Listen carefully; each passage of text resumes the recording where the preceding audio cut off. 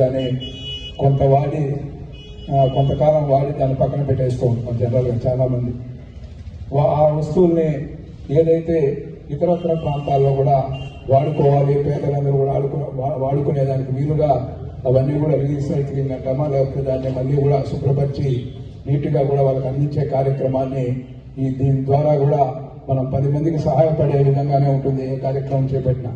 దీనివల్ల కూడా school bags కాడి నుంచి మనం చూస్తూ ఉంటే చిన్న బిడ్డల బట్టలు కానీ, అదేవిధంగా పెద్దలు వాడుకునే బట్టలు కానీ అన్నీ కూడా ఇది చూస్తే సపరేట్గా కౌంటర్లో పెట్టి నగరపాలక సంస్థ కూడా ఒక ఆటో దానికనే సపరేట్గా కేటాయించి తద్వారా అందరికీ ఉపయోగపడే విధంగా కూడా చేస్తుంది మనం చూస్తాము. అదేవిధంగా మనం ఒక్కోసారి చూస్తే తిరుపతికి లక్షలాది యాత్రికులు వస్తూ ఉంటారు.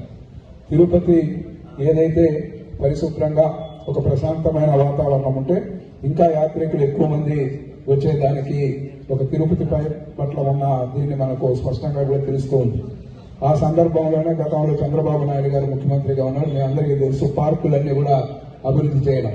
నేను ఏదైతే మున్సిపల్ పార్కు మీకు హైవే అప్పుడు కూడా చంద్రబాబు నాయుడు ద్వారానే దాన్ని ప్రారంభించుకోవడం జరిగింది. అంతకుముందు మనం చూస్తే తిరుపతికి అంతా చేరి మన మంచాల వీధి అంటాం, టీ నగర్ దగ్గర ఒక పార్క్ ఉండేది. మేము చిన్నప్పుడు కూడా స్కూల్కి చదువుకునేటప్పుడు అది మళ్ళా అమర్రాజాలో దాన్ని రీడెవలప్ చేసి చేయడం జరిగింది. మళ్ళీ చూస్తే ఎంఆర్పల్లిలో కూడా Tirupati urban development authority chairman గా నేను ఉన్నప్పుడు